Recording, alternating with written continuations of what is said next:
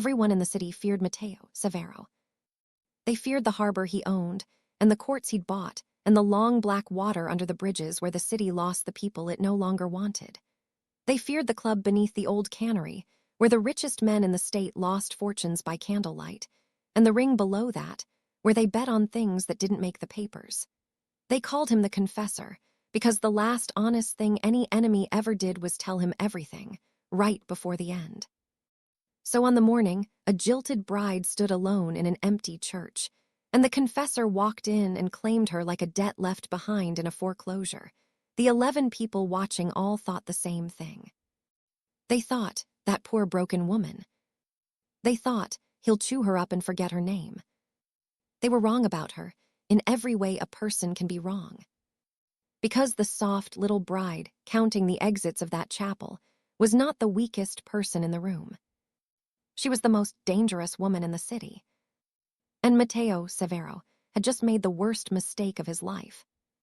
He didn't know it yet. He wouldn't know it for weeks. But the morning he underestimated the woman in the borrowed dress, he set in motion the one thing 20 years of power had never prepared him for, and by the time he understood what he'd brought into his house, it was already far too late to put her back out. This is how it happened. The chapel was built for 60 and held 11. The candles had burned down crooked. The priest kept checking the side door, and somewhere a phone buzzed against a pew and went silent, buzzed and went silent, the only sound in a room that had run out of things to say. The bride stood at the altar in a dress that wasn't hers. Her name that morning was Mara. The groom was not coming. Everyone understood it before she let herself understand it, and she watched them understand it, watched the pity move across their faces like a slow tide. She kept her chin level. She kept her hands folded. She did not cry. That was the first thing about her that should have warned them. A woman left at the altar is supposed to break in some visible way. Mara stood at the front of that dead church with the calm of someone reading a room for exits and counted them. 2. The main doors behind the guests, the sacristy door to the priest's left. She had counted them walking in. She counted them again now, the way other people checked a mirror. The priest came down off the step and said something gentle and useless. She thanked him, her voice held. Then the main doors opened. Gray light cut across the stone floor. A man in a dark coat filled the gap, and 2 more behind him, and the 11 guests went still the way pond water goes still when a shadow crosses it. Matteo Severo did not look like the harbor and the courts and the black water. He looked like a man who had never hurried in his life. He came up the aisle without rushing, taking the church in, the candles, the wilting flowers, the woman in the dress. He stopped a respectful distance from her, the way a man stops when he has been invited, though no one had invited him anywhere. "I'm looking for Soren," he said. His voice came out low, unbothered, a man asking after the weather. "He owes me a conversation. I was told I'd find him here in front of God and witnesses making promises." His attention drifted to the empty front pew where a groom should have stood. "It seems he's broken one already." Mara understood several things at once, and let none of them touch her face. She understood that Soren had not gotten cold feet. She understood that men did not run from a fiancé on a Tuesday in May. They ran from the confessor. She understood that the debt that had belonged to Soren was now standing in an empty church in a dress she'd have to return, and that the most powerful man in the city was looking at her, the way a collector looks at an item left behind. "He isn't here," she said. "No," Severo studied her. Up close his eyes were the brown of old wood, and they moved over her without heat, taking inventory. "You're the bride." "I was going to be. And now? Now I'm a woman in a church that isn't mine, in a dress I have to return." She held his look and didn't blink. "You have questions for him. I don't have answers. We weren't as close as the invitations suggest." That landed. Something shifted behind his eyes, the way a card player adjusts when the hand turns richer than he expected. He had come for a frightened bride who would weep and beg and tell him where the groom had gone. He had found a woman returning the dress in her head while he questioned her about her vanished life. He glanced at the wide man on his left. Something passed between them without words. Then he turned back to her and did the thing the whole city would have begged her to fear. He smiled. Not warmly, the way weather smiles before it turns. "Soren took something of mine before he ran," Severo said.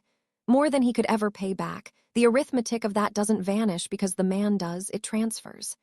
He looked around the chapel, the candles, the 11, the priest flattened against the wall. "His debts, his contracts, his promises, you were going to take his name. Forgive me if I find it convenient that you also take his arithmetic." "That's not how debts work." "It's exactly how debts work, in my part of the city.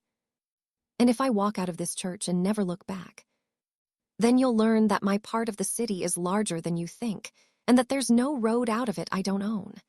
He said it the way another man might mention rain. Or. She waited. She was good at waiting. 20 years of someone telling her that the wait was the work. "Or you come with me, and we make the debt into something we can both live with. You'll have a roof. You'll have my name, which in this city is worth more than the one Soren almost gave you. You'll have my protection, which you're going to need because the people Soren owed are not all as patient as I am." He paused.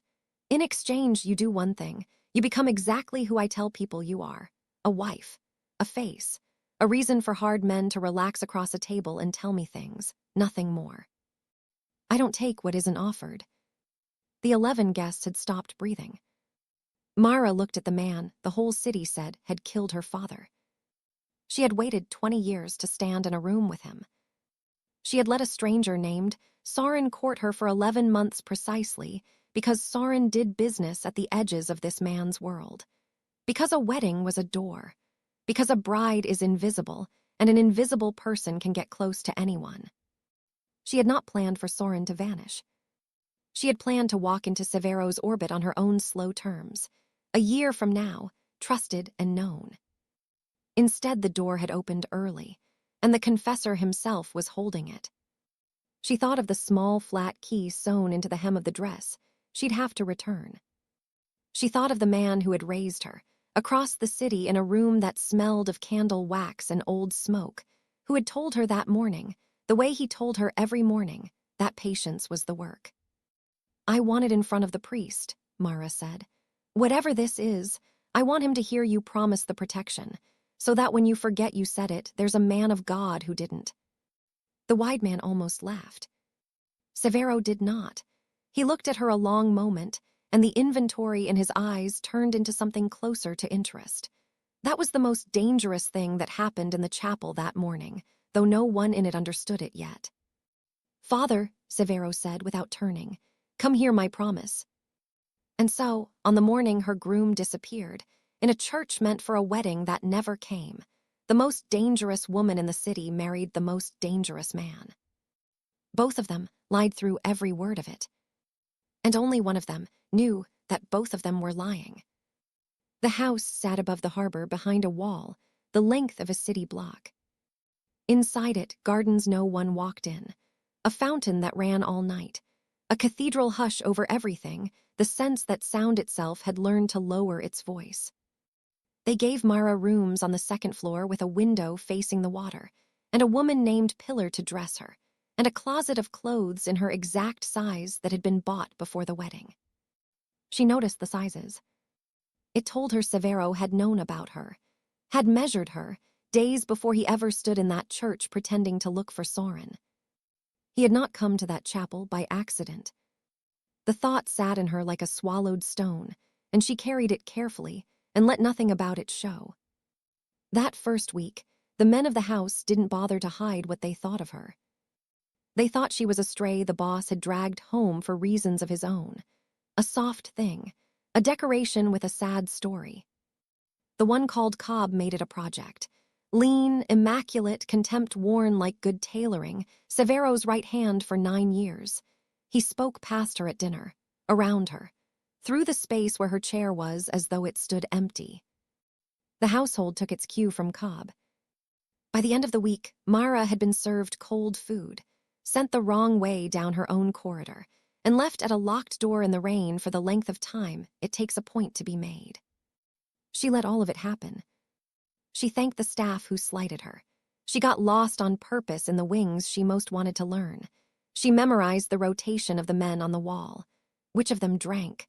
Which of them prayed? Which of them watched her too long? And which of them refused to look at her at all? Because in her experience, the ones who refused to look were the ones who'd been told to.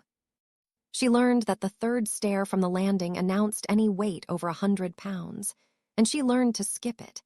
And she filed that away with the patience that had been drilled into her until it became the truest thing she owned. And Severo watched her do all of it. He wasn't often in the house.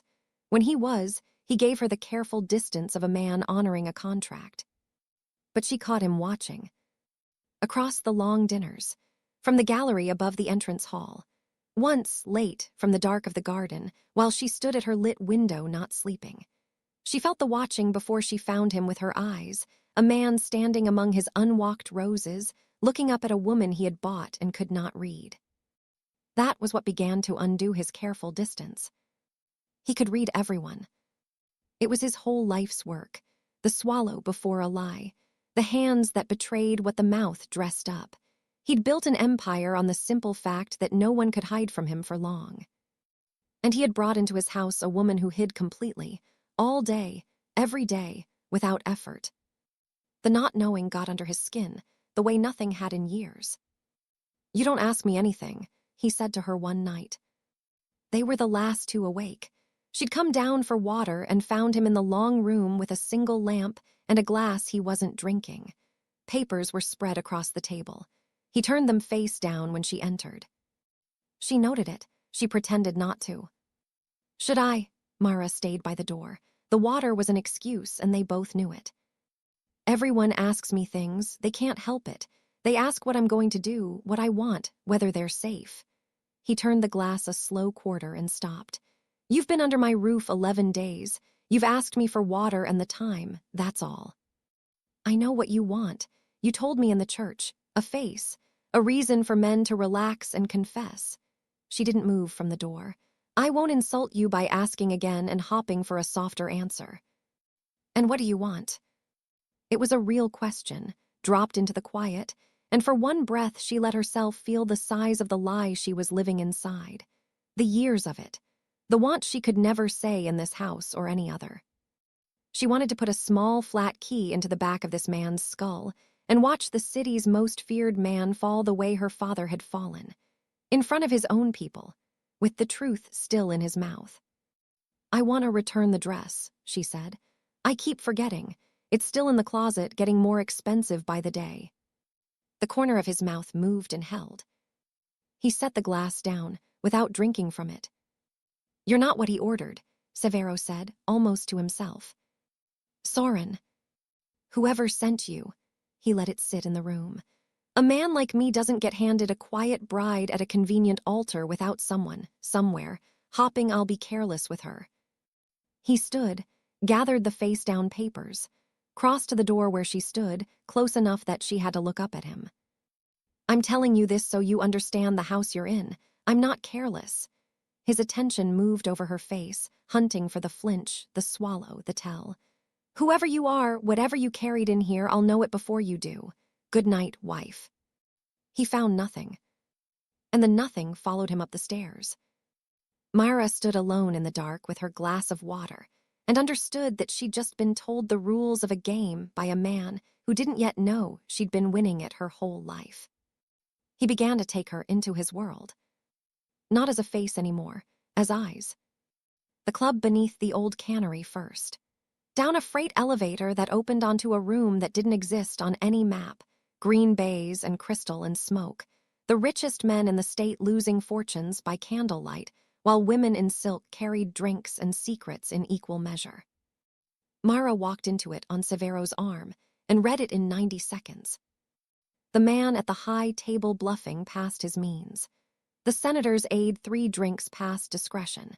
The exit behind the bar that wasn't an exit, because 2 men stood near it who didn't gamble and didn't drink and watched the room the way she watched the room. She gave Severo 3 sentences in the car afterward. The aide could be turned. The man at the high table was about to do something desperate, and the door behind the bar was guarded too well for a card room, which meant whatever it really guarded was downstairs. Severo looked at her across the dark of the car for a long time. "Cobb's worked that room 9 years," he said. "He's never once told me about the door behind the bar. Maybe Cobb doesn't notice doors. Or maybe Cobb notices them and likes that I don't." He turned to the window, and the city slid past, his city, and his voice came quieter. "You frighten me a little. I want you to know that. I haven't said it to anyone in 20 years. You don't look frightened." "No, I've had practice." He didn't look at her. "It's not the kind of fear that makes a man step back. That's the part you should worry about." She should have worried about it. She told herself she'd file it with the rest, a tool, a lever, a thing to use. Instead, it stayed with her, warm and unwelcome, all the way back to the house above the harbor, and she lay awake in a borrowed bed and was angry at herself for the shape her own pulse had taken in the dark. The dinner, where the city stopped underestimating her, came 3 weeks in. Severo hosted 20 men in the long room, the kind of evening he'd bought her to make possible. Mara moved among them the way a wife should, gracious and forgettable, refilling glasses, drawing out the nervous ones, listening with the whole of her body the way she'd been taught. She learned more in one dinner than Cobb had in a month. She let none of it show, and the men relaxed, and Severo watched her work his room and said nothing, and that was almost the end of it. Then a man named Reyes, 3 glasses in and sour about a deal Severo had refused him, decided the soft thing at the head of the table needed putting in her place. "The new wife plays, doesn't she?"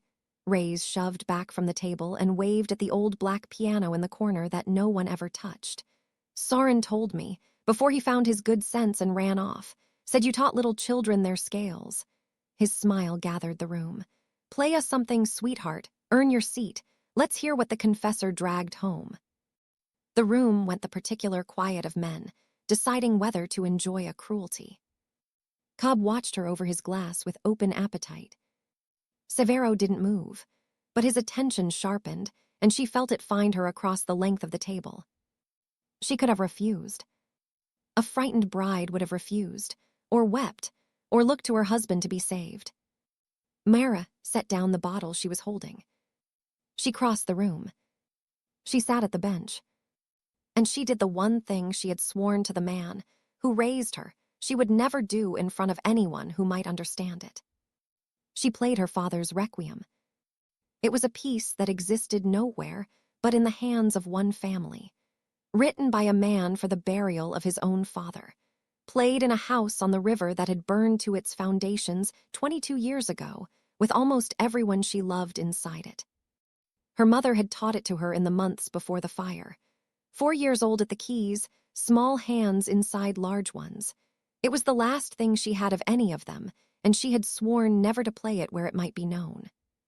She played it now, because she'd spent 3 weeks being treated as furniture, because the man the city said had murdered her family sat at the head of the table, because somewhere under all her discipline, a part of her wanted to walk the requiem of the dead straight into the killer's house and watch what it did to the air. The room didn't understand the piece. The room only understood that the soft little wife was not playing scales. The notes came out of the old piano dark and deliberate. Grief shaped into something that climbed and refused to resolve. The men who'd been ready to laugh found they had nothing to do with their faces. Reyes's smile died slowly and badly. But one man understood. He was old, the oldest in the room, a thin figure who'd sat near the wall all night saying little. Dominic. He'd been with the organization since before Severo ran it, since the time of the old families and the river trade and the wars that ended them.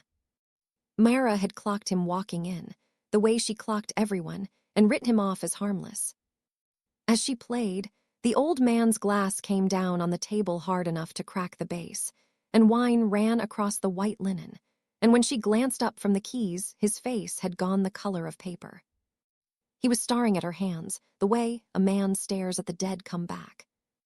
"Where?" Dominic said. His voice failed the first time. He tried again. "Where did you learn that?" She let the last unresolved chord hang in the air and lifted her hands from the keys, and the silence after it was total. A teacher, Myra said. A long time ago. That's no teacher's piece. The old man was on his feet now, swaying, gripping his chair. That's the Lavelle Requiem. I heard it in that house on the river when I was a young man. I heard it played the week before the house burned. His hands shook against the chair back. There are no Lavelles, haven't been in this city for 20 years. The fire took every one of them. I helped carry out what was left. Mara held his eyes and let her face do the thing it did best, which was nothing. But at the head of the table, Matteo Severo had gone very still. For the first time since the chapel, he was not looking at her with interest.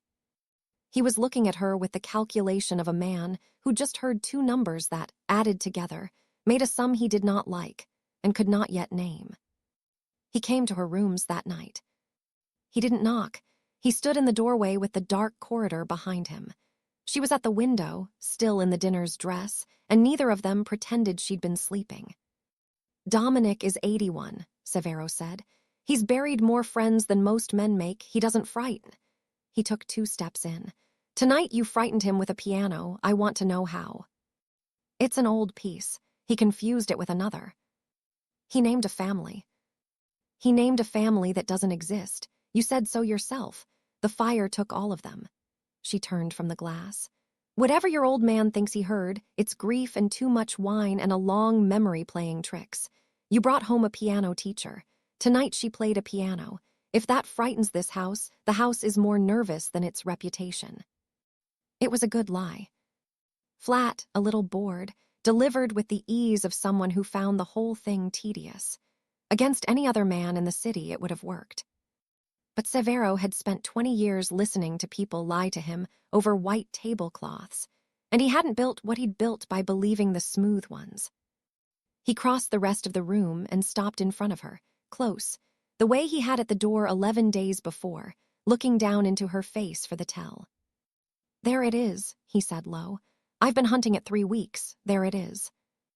There's what? You don't ask me anything. You don't fear anything.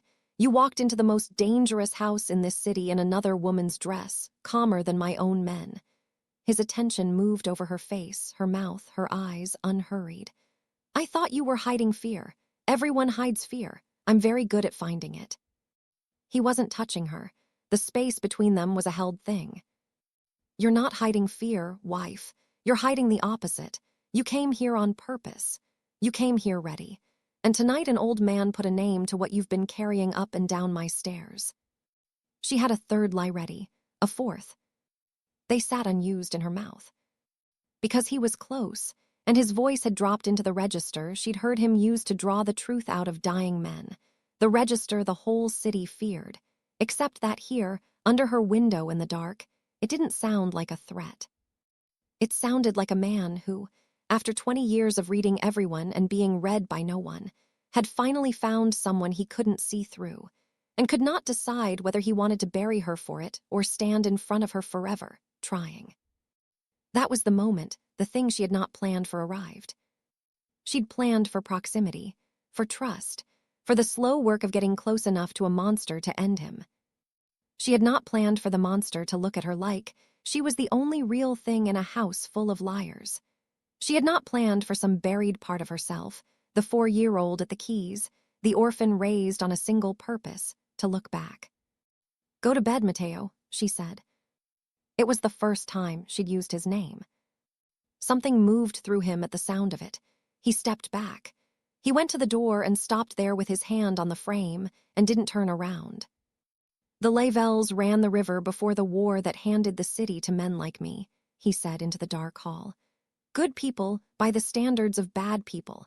The fire that took them wasn't an accident, and it wasn't mine, whatever this city likes to say. A pause.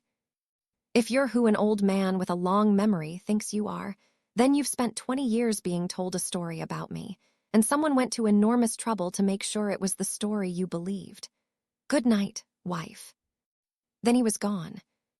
And Mara stood at the window over the harbor with her father's requiem still in her hands, and the foundation of her whole life tilting under her for the first time, because the man she had come to kill had just told her, without knowing he was doing it, that the reason she'd come to kill him might be a lie someone had built her a childhood inside. She didn't sleep. She took the small flat key out of the hem of the twice-returned dress and held it in the dark and didn't use it. She told herself it was strategy. Confirm the story first. A blade used early is a blade wasted. She told herself the wait was the work, the way she'd been told every morning of her life by the man who'd pulled her from the fire. The man who'd pulled her from the fire was named Crane. She had only ever called him the deacon because that was what her father's people had called him in the old days. The quiet one, the keeper of the family's uglier sacraments, the one who handled the things they didn't speak about. The fire had taken her mother, her brother, her father, the house on the river. And out of the smoke had come Crane, with his coat over his arms and a child inside it, and he had raised her across 2 decades on a single steady catechism. The Confessor did this. Matteo Severo gave the order. He killed everyone you loved and he sleeps fine above the harbor. One day you'll be the blade that finds him. Until that day, patience is the work. She had never once questioned it. You do not question the only love you have left. But now there was a sum she couldn't name, and a man at a door telling her someone had built her a story, and she lay awake and turned the key over in the dark. And for the first time in 20 years, the catechism didn't sound like prayer. It sounded like a leash. The slow weeks after were the cruelest, because she neither stopped the mission nor started it.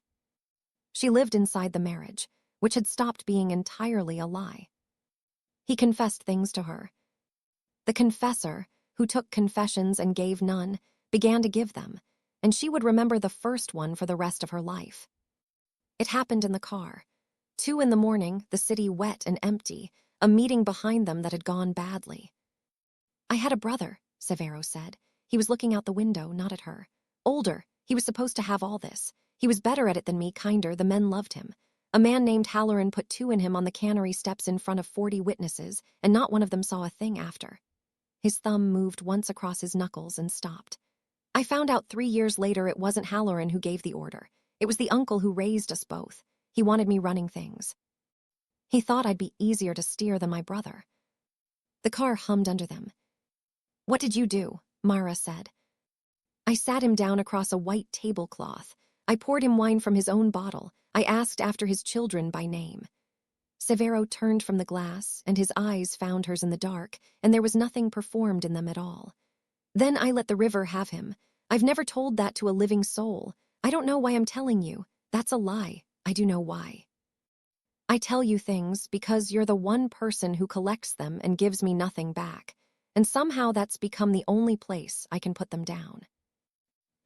She sat with the weight of it, the murderer handing her his worst night like a stone he was tired of carrying. And she understood that she could use this, every word of it, and she understood at the same time that she didn't want to, and the 2 understandings sat in her chest and would not be reconciled. You're a dangerous habit, he said, lighter now, watching her not answer. I keep coming to the window, you never give me one true thing back, and I keep coming anyway. Maybe I have nothing true to give. Everyone has one true thing. He looked at her a moment longer. I'll wait for yours, I'm patient. I'm told it's the only virtue I have. Patience is the work.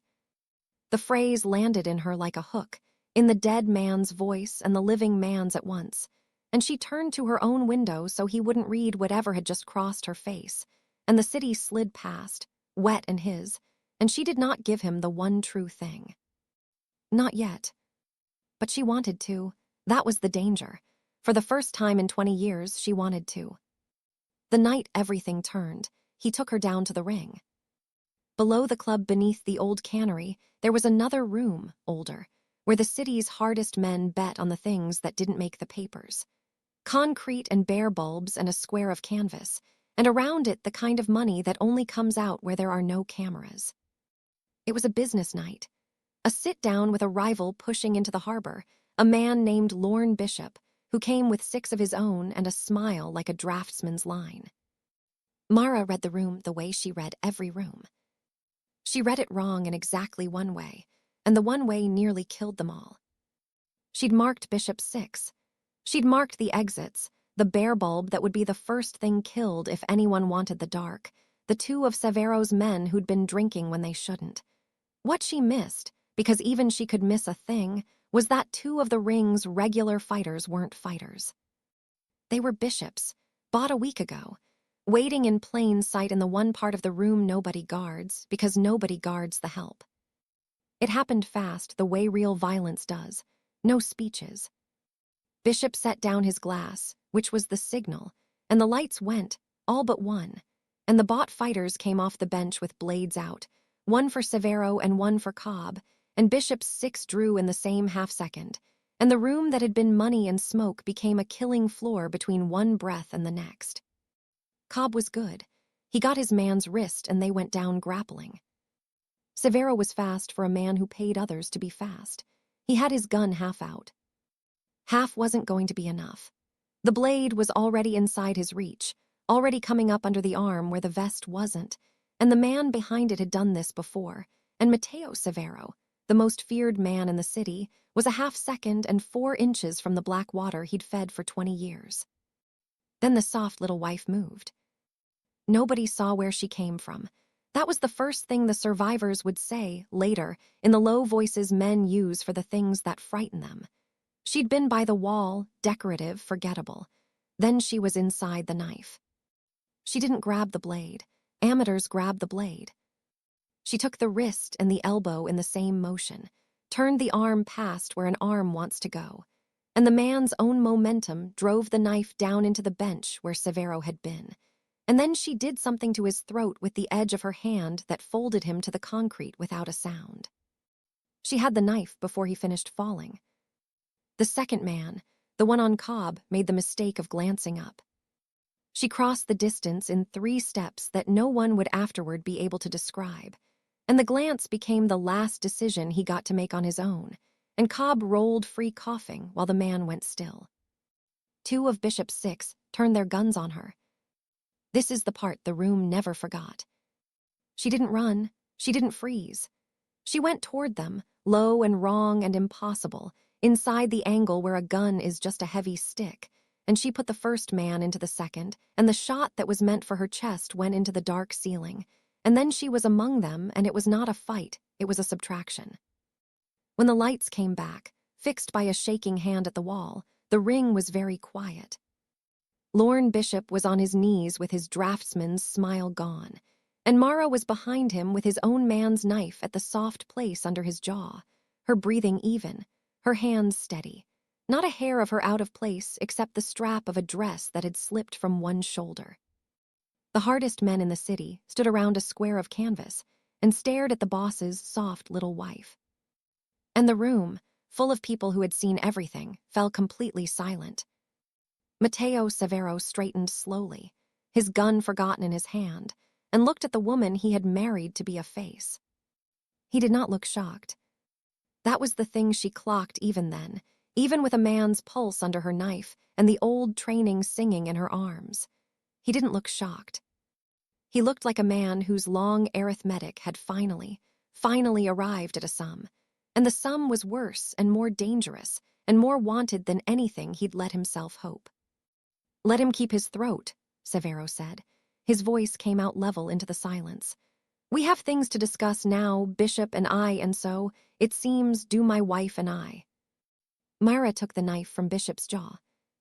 She stepped back into the bare bulb light, and 20 of the city's most feared men moved their eyes away from hers, one after another, the way men look away from something they've decided not to test.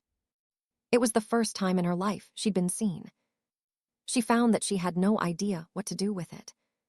He didn't take her home.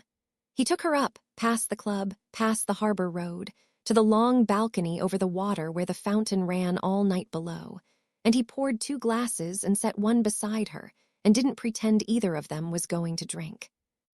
"You're not a piano teacher," he said. "No. You moved like that in 3 weeks of my house, and I never saw it. I see everything." He set his glass on the rail. "How?" "Stillness is a skill, too, the hardest one. Someone spent a long time teaching it to me." She watched the black water. "He used to say a blade that's always sharp gets noticed. A blade nobody sees coming only has to be sharp once."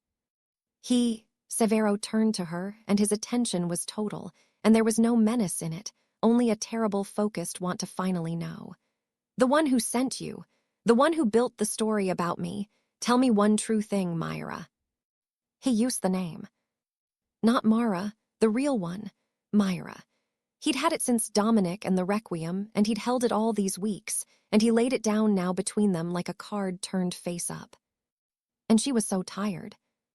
20 years of being the only liar left in the world, and the one man she'd been built to kill was looking at her like the truth would be a relief he'd carry for her.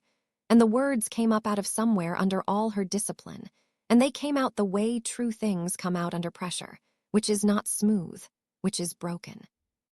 My name is Myra Lavelle. Her voice didn't do what she told it to. I was 4, the house on the river, I was 4 when the fire. She stopped, started again. A man pulled me out, he raised me. He raised me for 20 years there was a key, I sewed it into the dress. I was going to put it in the back of your skull and watch you die in front of your people the way my father. Her hands had gone still at her sides, the way a current goes still before it pulls. That's the one true thing. I married you to murder you. I've had 11 chances, I haven't taken one, and I don't know who I am anymore if I don't. The harbor wind moved between them. A long way below, the fountain ran the way it ran all night. He did not call for Cobb. He did not reach for the gun she knew he wore.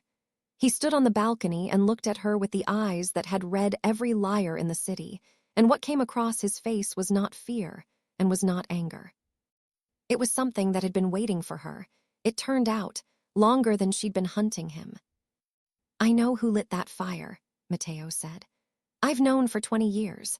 I've never been able to prove it, and I've watched the man who did it walk free, because the only witness who could damn him was a 4-year-old girl the whole world believed died in the house. His voice dropped into the gentlest register he owned, the one he used with dying men, except that it had never once been a threat with her. Your father was my friend, Myra. The nearest thing I had to one, before the wars made friends impossible. The night the house burned, I was coming to warn him. I got there in time to pull a child out of an upstairs window, and not 1 second sooner. His own breath wasn't steady now. I have carried your face for 20 years. I knew you in the chapel before you said a word. The dress, the way you counted the exits, the way you didn't cry. I made you an offer you couldn't refuse because I could not stand to watch the last Lavelle vanish into this city the way the rest of them did. And because I needed to know, finally, who had kept you alive for 20 years and pointed you at me. The smell of smoke. The minted coin of a story told smooth. A man who claimed to have run into a fire only once. Say his name, Myra said, though she already knew it, though the floor of her whole life had already finished falling, though the requiem was playing itself out in her at last toward its unresolved end. You call him the deacon, Matteo said. He worked for your father. He sold your father to the men who wanted the river. And when it was done, he couldn't quite finish it. He pulled a child out of a fire he'd helped set, and he spent 20 years turning that child into a weapon aimed at the one man left alive who knew the truth. A breath. He raised you to kill me, Myra, because a blade in your hand was the only way he could ever be certain the witness pointed somewhere other than him. She thought of every morning of her life. Patience is the work. She thought of the catechism she'd never questioned, because you don't question the only love you have left. She thought of the smell of smoke that 20 years of candle wax had never quite covered. And she understood, completely, that the love she'd had left was the same hand that had taken everything else away. He took Soren too. It wasn't a question. The last piece set itself into place. Soren found out who I was. He got close enough to see it. And the deacon disappeared him to keep the plan alive and let the city believe a groom got cold feet because a vanished groom put me at an altar where you'd find me. You weren't the blade, Myra, Matteo said. You were the message. He's been moving you your whole life. I thought I was the weapon. Her voice had gone to nothing. I was the envelope. He crossed the last of the distance. He lifted one hand and laid it against the side of her face, the first time he had touched her since a priest pronounced a lie over them both, and his hand was warm and unsteady, and it was the most honest thing in the city. Here's the only question left, he said. The one I can't answer for you. Who do you want to be now that you know? The weapon he made. or the woman who decides where the blade goes. She put her hand over his, on her own face, and held it there. And she made the choice the man who raised her had spent 20 years making certain she would never get to make. "Take me to him," Myra said. "I'll decide where the blade goes." The deacon was waiting for her, of course. He'd always been able to read her, almost as well as Matteo, because he had built the instrument he was reading. When she came up the stairs above the shuttered chandler's shop 2 nights later, alone, by her own hard insistence, the candles were lit, and the smell of smoke was thick, and there was a gun on the table under his dry old hand. "You told him," Crane didn't ask it. "I felt it the second you walked in. You've gone soft in the monster's house." Gray and dry as a moth, the same eyes that had watched her grow into a weapon. "I raised you better than this." "You smell like smoke," Myra said. "You always have." The old hand on the gun didn't move, but something behind his eyes did. "I noticed it when I was small, then I stopped noticing because you were all I had." She stayed near the door, 2 exits, the window, habit. His habit drilled into her, his gift, the only inheritance that turned out to be real. A man who runs into a burning house one time doesn't carry the fire for 20 years. You didn't run in once, did you? You were inside before it caught. "Careful, child." "You said it." Her voice didn't rise. It went lower and flatter, and that was worse. "You sold my father and you lit the house, and then you couldn't do the last thing. You couldn't put a 4-year-old in the ground. So you carried me out and you built me into a knife instead, and you've smelled like that night ever since because you never actually left it. You've been standing in my family's burning house for 20 years, and you made me stand in it with you. You called it love. You called it patience. You called it the work. I gave you a reason to be alive." The old man's voice cracked for the first time in her memory. "The fire should have taken you. I gave you a purpose instead. 20 years I sharpened you. And you'd throw all of it away for a man who tells the truth to the dying and lies to everyone who's still breathing." "I'm not throwing it away." She stepped into the candlelight. "I'm aiming it. For the first time in my life, I'm the one aiming it." His hand moved on the gun. "Here's the thing the city never understood about the most dangerous woman in it. She'd been trained by the one person who knew exactly how she'd been trained. The deacon had built her reflexes. He knew her tells, her habits, the side she favored, the way she'd come through a door. He raised that gun knowing all of it, and he was fast for an old man, faster than the household would ever have believed. He was not faster than the student who had spent 20 years learning at his own hands, and 3 months learning everything he'd never thought to teach her, in the house of a man who read people for a living. She didn't come at him the way he'd built her to. She came in low and wrong, from the side he'd taught her to favor and then abandoned in the last half-second, and the shot went into the wall where he'd been certain she would be. Then she was inside his reach, where the gun was a heavy stick, and she took it out of his dry old hand exactly the way he'd taught her to take a weapon from a man twice her size. She stepped back. She was the one holding it now. The room was very quiet, except for the candles. The small flat key was in her pocket. She'd carried it up the stairs out of 20 years of habit. She took it out and looked at it, the thing she'd been made to use, and she set it on the table between them. And she kept the gun. "My father died in front of his people with the truth in his mouth," Myra said. "You spent 20 years making me the blade for the wrong man, so here's what I decided, standing in this room. You don't get the truth in your mouth. You don't get to die in front of anyone who loved you, because no one ever loved you. You only ever loved what you could aim." Her hand did not shake. The current had gone all the way still. "You get to confess instead, to him. The man you've lied to a whole city about for 20 years. She did not pull the trigger. That was the one thing the deacon, who knew her better than anyone alive, had failed to predict, because he'd built a weapon and forgotten that her father, by the standards of bad people, had been a good man. The doors below opened.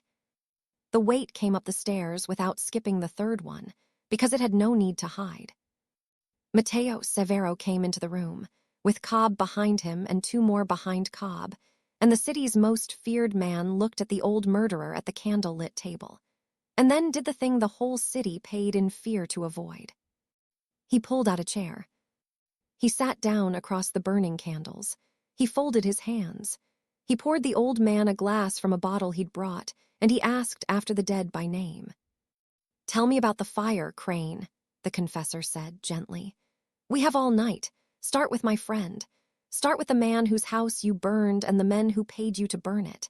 And when you've given me every name, we'll talk about a groom named Soren and where you put him, because the lady would like to know." He glanced once at the woman holding the gun, the last Lavelle, his wife in a lie that had stopped being one, and something passed between them across the candle flames that no one else in the room would ever be able to read. Which was, after all, the whole reason he'd married her. Crane confessed. They always confessed, in the end, to the confessor. It took most of the night, and it was the truth worn smooth nowhere because he had never once told it before. The fire. The men who paid. Lorne Bishop's people, young then, hungry for the river, willing to buy a family's right hand. The child he couldn't finish, and the weapon he made of her instead. And near dawn, in a voice gone to ash where he'd put Soren. Alive, it turned out, in a room across the river. Because even the deacon's cruelty had run out before it reached the boy. Or because a living groom was one more piece he liked to keep in reach. They found Soren, where the old man said. He was thin and frightened, and he wept when the door opened. He had loved Mara in his small, ordinary way, the way a decent, unremarkable man loves a woman far more dangerous than he can imagine, and when he understood at last who and what she truly was, he did the wisest thing he ever did. He took the money Severo offered, and a new name, and a long road out of a city he finally understood he'd been lucky to survive. He was gone within the week. Myra never saw him again, and never needed to. The deacon did not get a road out. The black water under the bridges took him the way it had taken better men, with the truth finally out of him at last, and the smell of smoke going down into the dark 22 years late. Lorne Bishop, who'd bought a family once and tried to buy a harbor twice, learned what the confessor does with a man who's run out of names to give him. The city went quiet again, the way it does after the water has been fed. And on a gray morning the exact color of the morning her groom disappeared, Myra Lavelle stood on the long balcony over the harbor, and Matteo Severo came and stood beside her, not touching, the held space between them an old country now, well-traveled. "You could leave," he said. "There's no debt. There never was a debt. Soren's gone, the deacon's gone, the story you were raised inside is finished. The offer I made in that church was a lie I told to keep you alive long enough to learn the truth." He looked at the water. "You're free of all of it. You can walk out of my part of the city and I'll see that every road is open to you. And if I asked you what you wanted, I'd tell you I've spent my whole life taking what I want." He turned from the harbor and looked at her, and for once there was nothing under the words but the words. "And that I don't want to take you. I want you to stay because you decided to. It's a new feeling. I'm told that's what they are." She thought about the 4-year-old at the keys, with her mother's hands over her small ones. She thought about the requiem that climbed and would not resolve, and how she'd played it into this man's house as a curse, and how it had turned out to be the truest introduction she ever made. One orphan of the river wars, announcing herself to the only other person left alive who had loved her father. She thought about 20 years of patience that had belonged to someone else, and the strange, new morning of having it belong to her. "My mother taught me the end of the requiem," Myra said. "I never play it. The piece everyone heard at the dinner stops on the climbing cord, the one that doesn't resolve. People think that's how it ends. It isn't. There's another page." She turned and faced the man the whole city feared. The man who came to the window. The man who had pulled her out of the fire of her own life twice now, once at 4 and once at 24. "My mother wrote it for the part of a funeral that comes after the grief, when the living have to decide to go on being alive." The corner of her mouth moved, the first time in the whole story it moved without being a weapon. "I'll stay, not for the offer. The offer's done." She held his eyes. "I'll stay because I want to be in the room the day you finally meet someone you can't read, and I want it to keep being me." Matteo Severo, the confessor, who had buried 3 rivals and forgiven none of them, who had never in his life been refused or surprised or known, took the hand of the most dangerous woman in the city. And for once he asked for nothing, and read nothing, and simply held on. Inside the house above the harbor, behind the wall the length of a city block, the woman the city would soon learn to fear under her own true name sat down at the old black piano. And she played the second page, the one nobody had ever heard, the one her mother wrote for the living, all the way to the end, where it finally, after 22 years, resolved.